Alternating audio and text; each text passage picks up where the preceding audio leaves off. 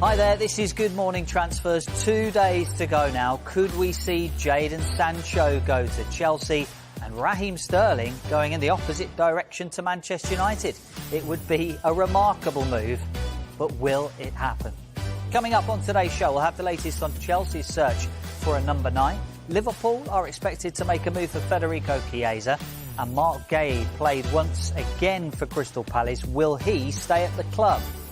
If you're out and about, you can keep up to date with all the latest transfer news with our dedicated Transfer Centre blog. Just scan the QR code on your screen right now.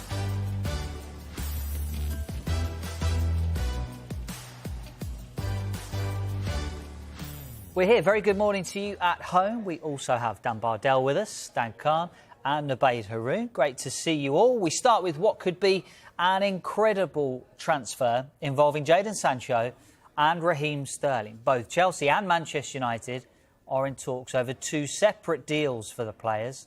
All deals are being discussed, so that means a loan with an obligation and a permanent deal, all on the table right now. Chelsea's proposal to United was always going to involve a player moving in the other direction. It's thought Ben Chilwell and Sterling were the players being offered. Any deal for Sterling would have to make financial sense for United, given the wages that are involved.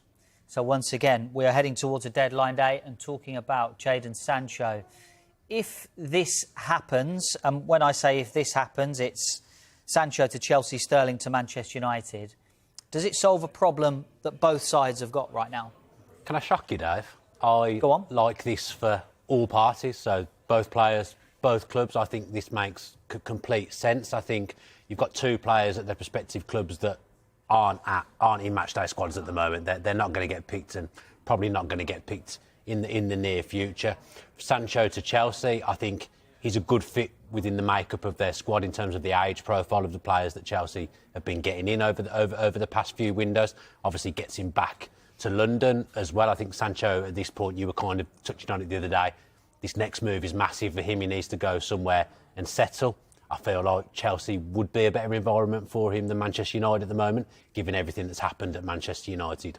For Jadon Sancho, for Sterling, it's clear that he's surplus to requirements. If you look at Manchester United's window, what they've actually done is they've been signing a lot of players, not younger players with high-level experience, players that have played at the highest level, and Raheem Sterling fits into that as well. It wouldn't be clear where he'd naturally fit into their 11 at the moment. You still feel like they're quite heavy on the left-hand side, not so heavy on the right. But saying that, Sterling played a lot of his best football at Manchester City from that right-hand side. So I just think, given where both clubs are at the moment and given where both players are at the moment, I do think that everyone will be better off for this, if that makes sense. I think also with regards to Raheem Sterling, apparently he's nicknamed at Chelsea as Uncle Raheem. And I think United probably could do with a bit of an uncle in the forward areas. I'm not saying he's an uncle, but that little bit of experience. Me and Dan were just speaking off air about Garnacho having to play off the right. Rashford still sort of being talked about as a youngster, and then 2 young strikers as well. You bring in someone like Sterling, who knows where the goal is, has scored for England, scored for Chelsea as well, to be fair, and Man City. Feels like a transfer that will really benefit him and also the rest of that front line. Former striker Troy Deeney said on this channel last night that Sterling is better than everything United have right now. Do we agree with that? Troy Deeney saying that Sterling is better than everything United have got? I think what Nabeed said there is really accurate, especially when you look at the options Manchester United have at the moment. On the right, they have Ahmad and Anthony, and then on the left, as you mentioned, Marcus Rashford and Garnacho. I think the obvious comparison, perhaps Troy Deeney would be looking at, is Marcus Rashford. He started the last 2 Premier League games, and I think when you compare his statistics to when Raheem Sterling joined Chelsea in 2022, you know, they're pretty similar in a lot of ways. You look at the goals, of course, Marcus Rashford has a few more. Assists are similar. But I think, you know, what this graphic doesn't really show us is Marcus Rashford has been really out of form in the last year, you know, and I say that in, you know, not in a disrespectful way, but we saw his purple patch after the World Cup in Qatar, and he's really struggled to rediscover that form. So I think, you know, actually, on the balance of it, you'd probably want Alejandro Garnacho as a young player to be coming into United starting on the left. But in the first 2 Premier League games, he's persisted with Rashford. So there's adding Sterling, who would predominantly want to play on the left, you would imagine, add to that, or would that create a bit of a what do you do with 5 wingers? I think we'd have to find out, really. Yeah, it was interesting, those stats, I think, from the comparison anyway between Rashford and Sterling since Sterling joined Chelsea. I think, Dan touched on it a little bit there as well a moment ago, talking about environment for Sancho.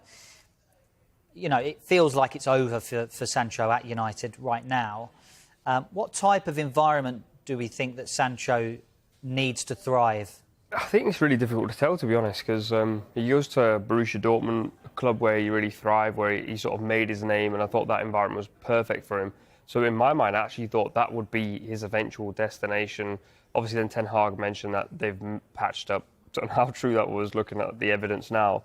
But then he goes to Chelsea, and where I agree with Dan to an extent in terms of like player profile could make a lot of sense. There's a lot of players at Chelsea that play right and left, meaning he's leaving United where he's competing with Rashford and Garnacho, and now he's going to Chelsea where he's competing against potentially Palmer, Noni Madueke, Pedro Neto.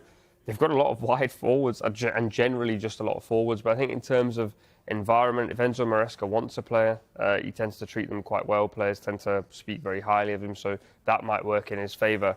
I do think in this deal, he's probably the one that's kind of going, I probably didn't mind just going back to Dortmund again. I think Sancho maybe has suffered at Manchester United by them. I think over the last few years, or ever since he's been there, you wouldn't say Manchester United have had a set framework or a way of playing. Nabeid touched on it there, that I think Chelsea under Maresca will have that. Maresca showed at Leicester that he has his methods, he has his ways, and he'll pick his team and base his team around his own methods. Maybe Sancho finally having a little bit of structure back in the Premier League would help him. Yeah, I think also added to that point, Enzo Maresca loves technicians, and although Sancho is a winger, he's a wonderful technician. The ball's stuck to his feet all the time, so he's got the athletic forward, so it might balance out that he now has a forward that is more ball dominant, a bit more of the Jack Grealish mould than like a Pedro Neto mode. But yeah, it's really difficult to tell because generally there's going to be competition, how much game time will he get, and so on and so forth. I think the evaluation of both of these deals, as you mentioned, Dave, these would be 2 separate deals between the clubs for both players. And I think when you look at Sterling's contract, he has 3 years left at Chelsea. Sancho has 2, but Sancho's still just 24 years old. You still look at the potential left in his career, the heights he could still potentially reach. So it'll be really interesting to see what the valuation on the players will be in terms of the value, because Enzo Maresca has already made it clear that Raheem Sterling isn't going to be part of his 20 or so, 25 squad that he's working with. Whereas Erik Ten Hag has taken the alternative stance of saying Sancho's very much part of our plans. We've put the past behind us. He's just not making the matchday squad, but I'll have players throughout the season who will miss out. So it'll be really interesting to see how these 2 clubs, if a deal is to progress, how they kind of work out where the evaluation of these players are going to kind of rest at. I think maybe if, let's say, Sancho went to Chelsea off the back of just being at Manchester United, you probably ask a little bit more questions around the move. But because he had that loan spell last season at Dortmund, because he played so well in that Champions League run, people have kind of remembered that there's a brilliant footballer there, and he is more than a winger, like Nabeid said. So I actually do think if Chelsea are going to have a lot of games as well, they're going to have the Conference League. You're going to see a lot of different players playing for Chelsea. This could actually be the kind of thing that he does need. I think in an ideal world, he probably does go back to Dortmund, but we know he doesn't really fit into how Dortmund do their transfer business. That was a one-off opportunistic loan that Dortmund took up on him last season. But he definitely needs a fresh start. I think being in London, where he's from, will probably help him, maybe help him feel a bit more settled, because he kind of felt settled over the last few years with the way his career's been. Yeah, I think that's fair. Absolutely vital still to say that Juventus are also still interested in Jadon Sancho too, although they have signed a couple of wingers in recent days, but they might not be done there, Juventus. There could still be other incomings at Chelsea as well in the next couple of days. Chelsea have made a move to sign Ivan Toney from Brentford. Chelsea are after a proven goal scorer to be their new number 9, and have been also linked with a move for the Napoli striker Victor Osimhen. And now Gianluca Di Marzio at Sky Italy said last night that Chelsea are willing to send their first offer to Napoli in the upcoming hours for Osimhen. Chelsea, it seems, pushing hard for a number 9 in the next couple of days. If it was a straight shootout between Ivan Toney and Victor Osimhen, who would you prefer to have? I think from Chelsea's perspective, what they need from a number 9 is someone that's no one guarantees goals because moves can go in different ways, but I feel like Toney is more of a sure thing for Chelsea than Osimhen at the moment. I think Osimhen's had a difficult 12 months. I think his stock has fallen. I think there's more question marks over Osimhen than there would have been 12 months ago. I think with Ivan Toney, he's probably not a pure goal scorer like Osimhen, but what I think he does do, I think he's a very, very good facilitator. If you look at what Chelsea are building in the front positions in terms of the players that play wide and the players that play number 10, I think there's potentially a lot of goal and assist output from the players that play in those positions. And what I think Toney does as a number 9, I think that would be more beneficial to the players that Chelsea have in the building already than what I think of Osimhen. Also, I think Jackson, you don't want to stunt his development. I think there's a good striker there in Jackson. I probably didn't think that when he first joined, but at the second half of last season, I started to watch more of him and think, yeah, there's something to work with here. I think if Osimhen comes in, I think they've got too many similar traits, and I think that would harm Jackson. I think with Toney, they're completely different strikers. So although Jackson probably wouldn't play every game, I think he's more likely to get football with Toney there because they're different types of players. So for me, if it was me in charge of Chelsea, I'd want Toney. I'm split because I think although there is the argument that Ivan Toney is potentially a sure thing, he does score a lot of penalties, and I don't think Cole Palmer's going to give it pens anytime soon. And Osimhen, as I was told by one of my friends, is almost allergic to taking pens, so they won't have that debate. But I do see the argument of bringing other players into the game, but then I also think Chelsea are going to have so many creative players that actually just having a man who's in the box and wants to score goals in Osimhen might also work. In reality, it's a phenomenal problem to have. You've got Ivan Toney, who's a Premier League proven player, and Victor Osimhen, who I feel like probably with all the noise going on at Napoli, is kind of going like, my time here is done. I've won the Scudetto for them. He's a hero over there. Now can I go and do this elsewhere? And I think Chelsea feels like a really good place for that to happen because although obviously Nicholas Jackson is there, you'd imagine he'd come in and be the number 1 straight away. Yeah, Napoli tend to be fairly difficult to do transfer deals with. They're always tough negotiators. 2 days to go then. What's the feeling? Do you think that Chelsea will get a striker over the line before the deadline? I mean, you said it there, Dave, when we were talking about Ivan Toney initially, that Chelsea want a proven number 9 goal scorer before the deadline. So it sounds like they definitely want one. But having watched them against Wolves, yes, Wolves defensively were a bit shaky in the second half. But you look at kind of all the creativity, Dan, you mentioned all the talent they have already in-house.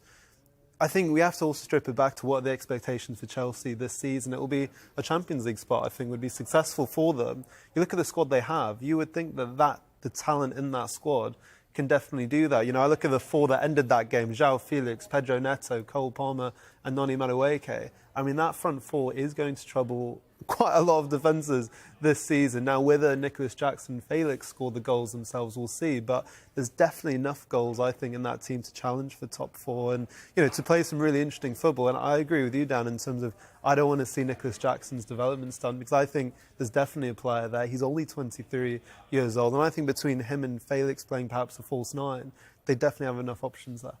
I'd say the only slight problem that Chelsea might have is when else are you going to have a number 9 like Osimhen or Ivan Toney actually available to buy when there's not that much competition? I think the temptation is probably where Chelsea are going, we could get Osimhen in through the door and no one's going after him, so I'd be tempted. And obviously it's a transfer show, so I just want more transfers. Absolutely, we all do.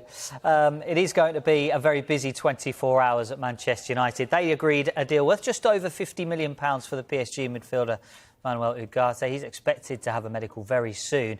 As he arrives, Scott McTominay is set to leave. Napoli are finalising the terms of his contract. All being well, he will fly to Italy for a medical and sign off on personal terms. A deal is expected between the two clubs to be £25.4 million. News to bring you from Leicester this morning. Bilal El-Khanous is expected to have a medical today. The club have agreed a deal at just over £19 million to sign the attacking midfielder from Genk. He is 20 years old and a Morocco international. So Leicester strengthening as we edge closer to the deadline. Still to come on Good Morning Transfers. Will we see Federico Chiesa move to Liverpool? With the latest on that move shortly.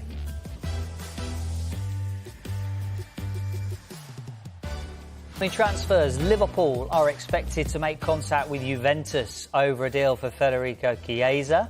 Barcelona are also interested, but they are struggling to free up the margin in their wage bill to be able to register him. Now, there is one man on this panel who is very excited by the prospect of Federico Chiesa coming to Liverpool. Why do you like him so much, Nabeed? So many reasons. So many reasons. I'm going to talk about stats because people may not believe that I just like him just purely because he's a great footballer.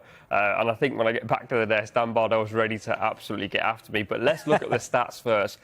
Of course, Arne Slot has plenty of forward options. But what Arne Slot actually wants from a winger is someone who can get into 1v1 duels frequently. He's happy to receive the ball plenty of times, take on his fullback. That's Federico Chiesa. If you think about the Ipswich game, Mo Salah against Leif Davis. Think about Brentford, Salah against Christopher Ayer. The other side, Luis Diaz has actually had a brilliant start to the season. But it is all about options in the Premier League. If Liverpool's front three is Salah, Jota and Diaz for the entire duration of the season, I would be surprised injuries and suspensions happen. And this is where he comes in. So you look at shot-creating actions, and he's higher than Darwin Núñez and Cody Gakpo. Darwin a little bit surprising because, of course, he's always involved. But Federico Chiesa is a direct footballer. Either side that he plays, right or left, he wants to get on the ball. He wants to take players on. He wants to make things happen. Probably a little bit different to Cody Gakpo, who sort of waits for his moments. Progressive carries, I think, is a really important one. As I mentioned, Arne Slot wants his winger to pick the ball up, drive at the fullback at every given opportunity. 4.57, a long way ahead of Darwin and Cody Gakpo. Successful take-ons, again, Gakpo's a little surprising there. He's not someone that you really think picks the ball up and takes players on constantly. And then this one at the bottom, I think, is one of the most key details to an Arne Slot forward. The progressive passes received. If you look at the last couple of games, Mo Salah is Liverpool's constant outball because that's where Liverpool want to play their football. Now, Chiesa, of course, probably comes in for me as maybe the fourth choice striker, but the price is also something that we have to talk about. Luis Sinisterra signed for Bournemouth for 20 million. And then there was also Fabio Carvalho, who left Liverpool to Brentford for 27.5 million. The rumoured price is below 15 million pounds. So, Dan Bardell, I only have to ask you one question. How do we not like this deal? Get after him, Dan. I mean, the problem is that we've got here is that I actually do like him, but because Nabeed likes him so much, even if you just like him, Nabeed will make out that like you don't. So I think you've obviously got your stats there, which are very, very nice. You've shied away from comparing him up against Luis Diaz, who I think might be the player that he's actually up against to get in the Liverpool team. And I think Luis Diaz is absolutely fantastic. You're right to talk about the price point because he's quite clear he's surplus to requirements at Juventus. He doesn't fit in with what Thiago Motta wants. The price is very, very low, not long left on his contract. I definitely think he is worth a go, Chiesa, for that fee. I loved him in his breakthrough Euros in 2021 for Italy. I thought he was absolutely brilliant, but he's had injuries since then. And when I've watched him a few times for Juve, when I've watched him for Italy in tournament football, I don't see that same player that I saw in 2021. I think maybe the injuries mentally have taken their toll a little bit. Maybe he plays with a little bit more fear than he used to now. And I would say that on the eye test alone, he's lost that kind of yard of pace. And I think that was what made him so exciting initially in Euro 2020? I think in those Euros, Italy didn't really have an outball, if you remember. They sort of like sat in, if you think about the final, and they'd go to Chiesa and they'd go, can you do something for us? I think when he was playing at Juve, Allegri ball's very different. They sort of just want to shut teams out and then just hit long diagonal balls or get up the pitch as quick as possible. I do agree with his injuries. He has probably lost a slight yard of pace, but he's still electric. He's a tussler. He wants to get into duels. My only actual concern is Serie A forwards haven't typically done very well in the Premier League. Apart from that, I think he'll adapt pretty well. Last season he played 33 games, so injuries-wise, touch wood, all kinds, everywhere possible, he stays fit. I think, from what we've seen in the early days, Liverpool under Arne Slot, I think you've saying the way Italy played didn't suit him at all. I completely agree with that. I thought Italy were quite stodgy in that tournament in general. The way Liverpool are playing now, the possession game, they build up a bit slower, but when they go and they're trying to open up space. If he's got space to run into, I think he will be a dangerous weapon for Liverpool. And again, I think he's a little bit different to some of the players that Liverpool have in their armoury up top already. So, as I say, I like him. There's a few concerns, but for that fee, it does feel pretty low risk. Yeah, and I think, they tried to sign Anthony Gordon earlier in the window, and you can see the similarities there. Direct runners, someone who likes to take players on as well, and Chiesa has proven, as we've seen, that he's able to chip in with goals over his career as well. Just to update you as well, there was a poll running on our YouTube channel about whether Sancho or Sterling would benefit both clubs. It was just a simple yes or no. Very close vote, actually. Yes, 51%, no, 49%. So you're split on our YouTube channel at the moment. We are streaming, so hello to you if you're watching on there. Let's move on and talk, just mentioning Liverpool again there for the moment, because they have agreed a deal to sign Valencia goalkeeper Georgi Mamadashvili next summer. He's a Georgia international, and he will move to Anfield for £25 million plus £4 million in add-ons. Let's get to Crystal Palace. Happy birthday, Oliver Glasner. He's 50 today. Hope you're having a nice day. Last night, he had just one wish for his birthday. Mark seemed to be waving to the crowd as he left. Did you notice that? Can we read anything into that? Nice try. So if Joanne told me that you know that I get 50 tomorrow, and I think I have one wish free, and my wish would be that I don't have to answer questions about the transfer window. So you can decide if you give me a gift or not. Oliver Glasner there. Happy birthday once again. Now, you can obviously always read too much into a kind of supposed wave to supporters. Is it goodbye? Is it I'm off to the shower? What's the wave for? Was it a goodbye from Mark Guehi? I'm sorry, Oliver Glasner. We're not going to follow your birthday wishes. But in terms of Mark Guehi, we know Newcastle have had multiple offers for Guehi, rejected so far. And of course, you saw the wave last night. First of all, credit to Guehi, despite all the speculation. We interviewed him just a few weeks ago. He came across incredibly well in that, despite all the speculation. He captained Crystal Palace again yesterday evening. So is it a wave? We'll have to, in terms of saying goodbye, I think we'll have to wait and find out. The window closes in just a few days' time. But, we were speaking about Guehi earlier, and we've spoken about Newcastle's needs as centre-back, Sven Botman being out for the rest of the calendar year. They do look a bit light in that area. And we heard from Eddie Howe yesterday, didn't we? There seems to be a certain type of mood, I think, around Newcastle and Eddie Howe at the moment. When the way you hear him talk, he feels a bit downbeat. So I think from Newcastle's point of view, it feels they really need a statement signing like this. But Crystal Palace, having let go of the likes of Elise, Joachim Andersen, getting really good fees for both of them, it feels like they're maybe in this argument over Guehi a bit more. I don't know, they have a bit more power, I think. I think they're also, Palace are in a good situation because everything we've heard and seen of Mark Guehi so far is that he's very honest. He wants to stay at Palace if that is the situation. He doesn't strike me as the sort of character who's going to say, I have to leave. And so when I was watching the wave, to me it was just a guy going for a shower. Obviously, I knew the next day we were going to talk about it, but I think we're just having a little casual wave at people in the crowd like you would. Why not? And I realise I'm about to kind of list all the players that Palace have lost or might lose. But if Palace lose Elise, Joachim Andersen, Mark Guehi all in one window, how do you rate their window so far? I think it's difficult to know because they've brought in players that perhaps we don't know as much about, but they look to me like signings that are very much in the mould of the manager. Look, there's no getting away from Palace fans will be hurt to have lost so many good players. The way they ended last season, I actually thought if they can keep that squad together, they'll go on and have a real good go and push towards top 7, top 8 and have a really good season in the Premier League. It's always hard when you lose key players, and if they were to lose Guehi as well, that's 3 very big players for Palace not there anymore. But I think what they've got now is, yes, they've lost some good players, but the manager there is the star.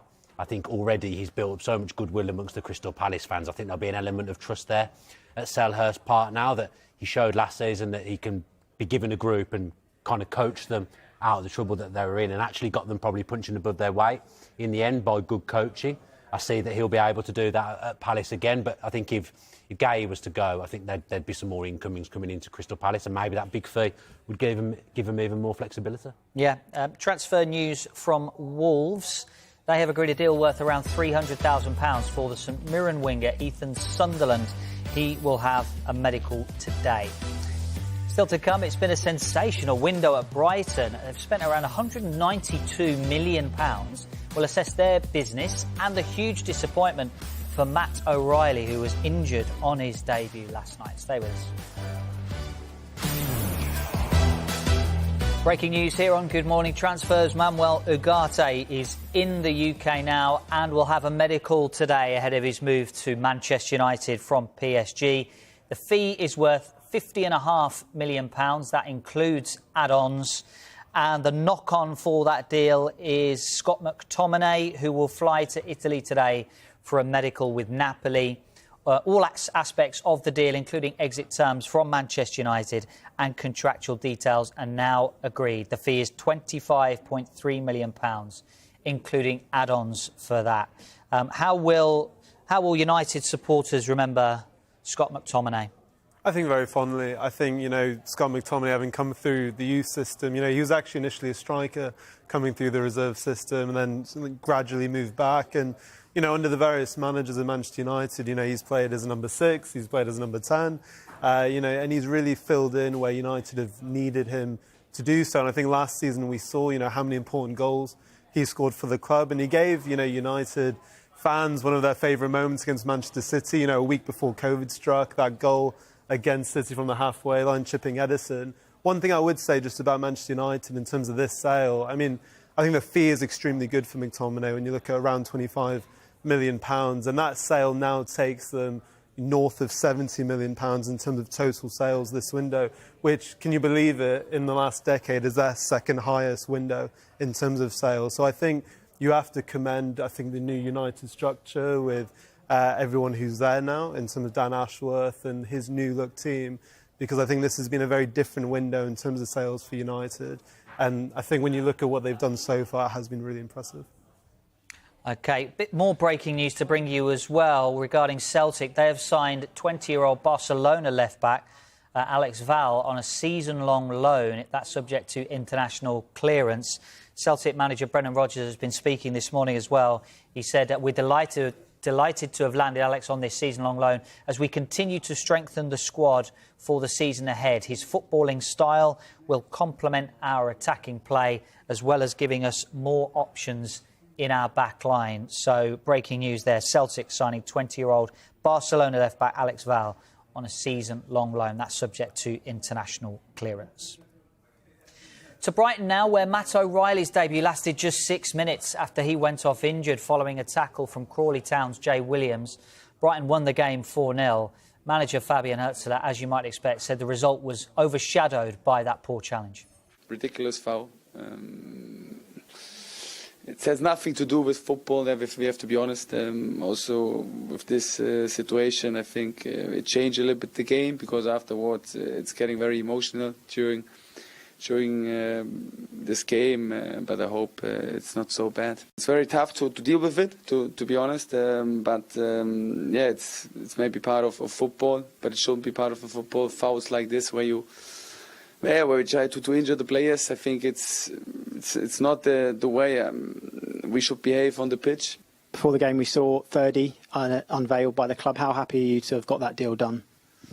Yeah, very happy. I think that he fits to this club, not only as a player, also as a person. He's a great character. He always wants to improve, and we are very happy to have him in our squad. And Matt O'Reilly is going to have a scan on that injury that he picked up last night today. So we wish him well. Any updates on that, we will bring it to you here on Sky Sports News throughout the day. Obviously, very disappointing for Matt O'Reilly last night with that injury. What about him in the long term for Brighton? I think it's a big problem for Brighton. If you look at the Brighton United game where they actually played really well, but I think the balance between Gilmour and Milner wasn't probably how Hürzeler would like it, and I think they chased Matt O'Reilly for a while, chased by some of the top clubs in Europe as well. I think it was one of those situations where, as a manager, you're hoping, give him some minutes. It's a cup game. Let's see how the balance works out. And it felt that way, actually, the way Brighton started the game. They were sort of trying to figure out how they want to use those central areas, because they play so much of their football in wide areas. And then obviously he picks up that injury after 6 minutes. And I think as a manager, you're thinking, I've signed a player that I want to build part of my system around, and we don't know how long he'll be out for. But obviously Hürzeler did not sound happy about it at all. So probably a massive concern for their long-term plans for the season. They may have to rely on maybe Milner or Gilmour a little more than they had planned, I think. Yeah, you wonder what might happen to Billy Gilmour as well. He was obviously linked with a move away to Napoli as well this window. But given we're not too sure what the severity of that injury is for Matt O'Reilly, we'll wait and see what happens on that front. You might have just caught a little glimpse of the other signing that Brighton confirmed last night. That is Ferdi Kadioglu. Nice gear. What an outfit that is. Quite like that drip. Is the suit slightly too big? I mean, you can tell him that. That's what happens with a double-breasted suit. I'm looking at this as a potential deadline day outfit.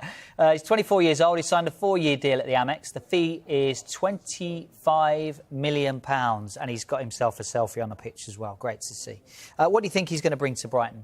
Great hair. Great hair. Fantastic Yeah. hair. But I think when you look at, as you're talking about the balance of the squad, Nubaid, I think the clear kind of indication or gap in that team is a left-back, because Purvis Stupinian has been injured. He just came on, I think, last night after an ankle injury. But when you look at the last 2 Premier League games, Jack Hinchelwood, who we saw last season as a midfielder, has been deputising in that role. And I think, Kadioglu, he brings versatility, because what I thought was really interesting about Brighton's press releases, they talked about how he can play either full-back position, but he can also play in centre midfield as well, which we haven't really seen at Fenerbahce that much. So I think that gives you a hint of Herzler maybe looking to rotate. But I think you made a really good point earlier that he's a right-footed left-back, which is quite kind of interesting and not something we see that often. Yeah, I think me and Dave were speaking off air, and I feel like that's going to be the next trend, like a very natural right-footed player playing left-back. Joe Gomez did it for Liverpool last season, but I think what's interesting about him also is, and just generally Brighton's strategy, quite a few of the players they're signing are players that can play multiple positions, which is obviously similar to Guardiola and Arteta. And what a lot of managers are trying to do now is find players that, if you're missing a midfielder, can you go and do a job in there so I can play someone out wide? But Brighton are in a great place. That the window they've had has been unbelievable. Yeah, I mean, for me, they've done the best business of any club in the Premier League in this transfer window. They've obviously spent big. Do we think the money that they have spent will propel them? I think it was 11th last season, up the table this year. This is the 3rd year running. I think the Brighton have had a really solid start to the Premier League season. I think it was always difficult to be able to judge what they'd be like this season with the new manager, such a young manager, not a load of body of work to go back and look at in his career, because obviously he is so young. He's clearly been backed very, very heavily by Brighton. It's a kind of a change of tact in the transfer market. We've seen Brighton go all over the place to sign players, but they've always been for relatively low fees. This summer, they've gone all over the place, but they're throwing some money around as well. But I think what we're seeing now is that Brighton are kind of reaping the rewards of how good they've been at selling players over the last 2, 3, 4 windows. They're one of the few clubs that just won't have any worries about PSR at all. They'll have a really, really healthy balance sheet, and they've decided to go out and pick out some young players from various leagues, but for big money. We were just saying in the break, only Brighton could sign an 18-year-old Ivory Coast player from the Swedish league. No other club does that, do they? You've got to commend them and take your hat off to them, because what they've done over the last 4 or 5 years, it's worked, and they'll be an envy of a lot of similar-sized clubs. I guess they've got a little bit more wriggle room as well, money-wise, to spend, because they're not in Europe this year. As we know, clubs like Aston Villa have had to deal with the PSR in the UK, and also UEFA's squad cost rules as well. So, yeah, Brighton spending a lot of money this summer. What about Arsenal? They've completed the signing of the Spain international Mikel Merino from Real Sociedad. The fee for the 28-year-old is understood to be £31.64 million. He uploaded a great picture, if you haven't seen this, of him. This is from 2005 on his Instagram account. The one at the top, obviously, is 2005. And then he's now in an Arsenal shirt for real. So what a fantastic picture that is. And obviously the caption there, always a gooner. Arsenal in the early kick-off against Brighton on Saturday. Crystal Palace have agreed a deal in principle with Arsenal for Eddie Nketiah. The fee is understood to be worth up to £30 million. If Arsenal lose Nketiah, do we think that Mikel Arteta will be comfortable with his options in the forward areas as we get towards the window closing? I think his comfortability, if that is a word, I might have made that up, but thank you. I think it will be really dependent on how severe Gabriel Jesus' injury is and how long he could be out for. But you know, you look at the Villa game on the weekend, a game they found extremely tough last season. They managed to win 2-0, and Leandro Trossard has really stepped up over the last 6 months to a year with really important goals. So I think he will be comfortable with Kai Havertz as well, who can play in that role. But I think Jesus' injury will really depend on that. One thing I'd just say on the Nketiah fee, though, again, if that fee goes through, that deal goes through, £30 million, and also a deal for Emile Smith-Rowe that could be worth up to north of £30 million as well. That's really good business in terms of Arsenal, in terms of selling 2 players through their academy for pure profit as well. Breaking news reaching us this morning, and the former Sheffield United defender Chris Basham has announced his retirement. He's continuing to recover at the moment from a broken leg that he sustained against Fulham last year. He has posted on Instagram saying, "This is a post that I think many knew was coming, but it has been easier to accept after the past few months as I still recover from the injury. I would like to thank everyone who has made my career in the game a special one, including those that taught me important lessons." Basham goes on to say, "I look forward to what's ahead and recovering in the best way possible." He was on Soccer Sunday here on Sky Sports News over the weekend, hinting at that news of his retirement, but officially confirmed today as Chris Basham announces his retirement from football. We wish him well on his recovery. A reminder of the breaking news: Manuel Ugarte in the UK ahead of a medical today, ahead of that move to Manchester United. On the other side of the coin, Scott McTominay is travelling to Napoli for his medical too. That is the big breaking news today. Loads on the way. We've got news from Leicester, Wolves, Crystal Palace and Everton coming up on Good Morning Transfers. Welcome back to Good Morning Transfers. 2 days, 13 hours, 11 minutes and 3, 2, 1 seconds to go. We can't wait for deadline day. Wall-to-wall coverage here on Sky Sports News from 7 a.m. this Friday. We have 20 Premier League clubs ready and waiting for us behind us, so we're going to pick out some of them looking to do deals before the transfer window closes. We're going to start with Leicester. The news we brought you earlier on in the show, Bilal Al-Khanous is expected to have a medical today. The club have agreed a deal at just over £19 million. He's an attacking midfielder and he's going to be moving to the Premier League from Genk. He is a 20-year-old Morocco international. Dan, we know Leicester have been looking for attacking options this window.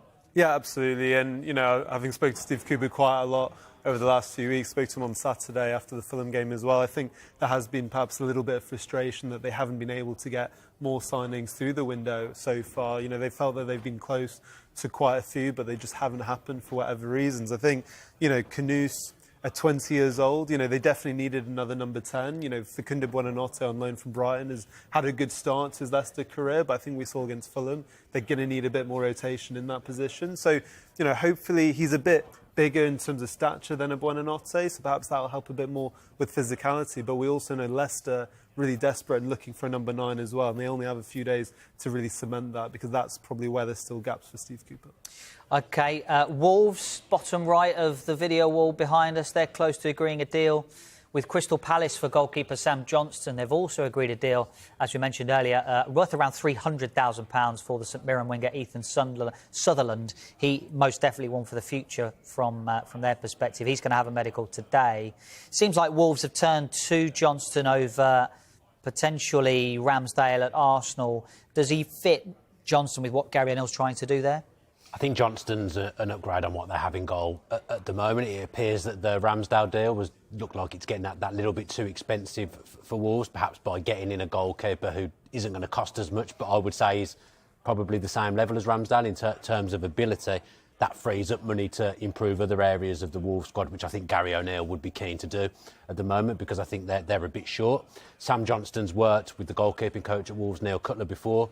At West Brom, I think when Crystal Palace brought Dean Henderson in, I was a bit surprised by that, because I don't think Dean Henderson is a huge upgrade on Sam Johnstone. I would say Sam Johnstone and Henderson are on a similar level, and when everyone's been fit goalkeeper-wise, Gareth Southgate actually had Sam Johnson as his number 2 for large parts of his tenure. So I think Sam Johnson would be a brilliant signing for Wolves, especially for the fee that we're seeing mentioned there. I think that's really cheap for a really good goalkeeper. I just want to continue down the goalkeeper route for a moment. Kepa Arrizabalaga has been having a medical at Bournemouth ahead of a loan move from Chelsea. Ramsdale, Johnston, Kepa, all on the market this summer. Who would you rather have in your team? I think it depends who the player is for me, and Dan was just speaking off air there that I've said throughout the entire window that if you're in a relegation dogfight, you need a goal scorer, an Eddie Nketiah, for example, or a great goalkeeper. And I think the upgrade for Southampton from Alec McCarthy to Aaron Ramsdale was quite a jump. So in that regard, I think it moves the needle probably more for Southampton. Bournemouth have a few goalkeeping options, so I think Kepa could still be a decent added option. But yeah, for me, I'd probably edge Ramsdale to Southampton. And just on Sam Johnson and Ramsdale, just very quickly, you mentioned Gareth Southgate. I think we also need to look at a lot of these transfers with, in fact, Lee Carsley names his England squad tomorrow. That a lot of these players are looking at a reset internationally as well, thinking this is my chance to hopefully get into the squad, if I wasn't that fancied under Gareth Southgate. So I think the English players in particular, they have 2 days now to really sort themselves a move if they want to really pursue their international career as well. Let's talk Everton. Leon defensive midfielder Aaron Mangala is expected for a medical with Everton today. The deal under discussion is a season-long loan. What do you make of this deal, Dan? Yeah, so I'm a little bit at Nottingham Forest. He was pretty important for them the season they came up with Steve Cooper and was a huge part in them staying up in midfield. I think Nottingham Forest actually got really good money for him from Leon. Having read a bit about him during his time in France, doesn't sound like he's quite settled in Liga. The only wonder I have about Everton is, in terms of stature, he feels a bit similar to Idrissa Gueye a little bit, rather than a kind of similar profile to Amadou Onana. So perhaps a little bit of a question mark there, but in terms of Everton, he's proven in the Premier League and, he'll add a bit of quality on the ball, I think, to that midfield. What about Southampton? They've approached West Brom for winger Tom Fellows. One source has told us that a bid of £10 million has been rejected. He was a real success story for West Brom last season. I guess West Brom fans would be gutted to see him go, but Southampton might feel the benefit of that. Yeah, a player that's come up through the system at West Brom, a bright light last season in what was actually a really good season for West Brom. I think they're probably overachieving with the manager that they've got at the moment and the resources he's had at his disposal. I think what we're seeing with West Brom this summer is they've been able to spend fees on players again. I think if they were to sell someone previously, maybe the fee wouldn't be reinvested in the first team squad. We've already spoke to a friend of the show, Brandon Thomas Asante, didn't we, earlier on in the week? He's been sold by West Brom for a relatively large fee, and if Fellows was to go for a large fee as well, I think the difference is now is that Carlos Corberán would be able to reinvest that, but time's ticking, isn't it, as we keep saying. And we've got 20 seconds, Dan. £8 million. Ipswich have agreed a deal with Luton for Jadozi Ogbeni. Dan Khan, I'm coming to you. Sorry. Very good. No, he's very impressive at Luton last season. And to be honest, surprised he hasn't been linked with any other teams early in the window, to be honest. So another really important signing for Kieran McKenna, for sure. Good hustle from you there. Good hustle from you there, Dan. Right now, I got the two Dans confused. We need to work that out for the next show. We are back a little bit later for transfer talk. That's at midday. Dan, Nabaid, thanks for the moment. Coming up, it is the football show. Rob Jones is standing by for you. Former Rangers striker Chris Boyd is joining us live in the next few minutes here on Sky Sports.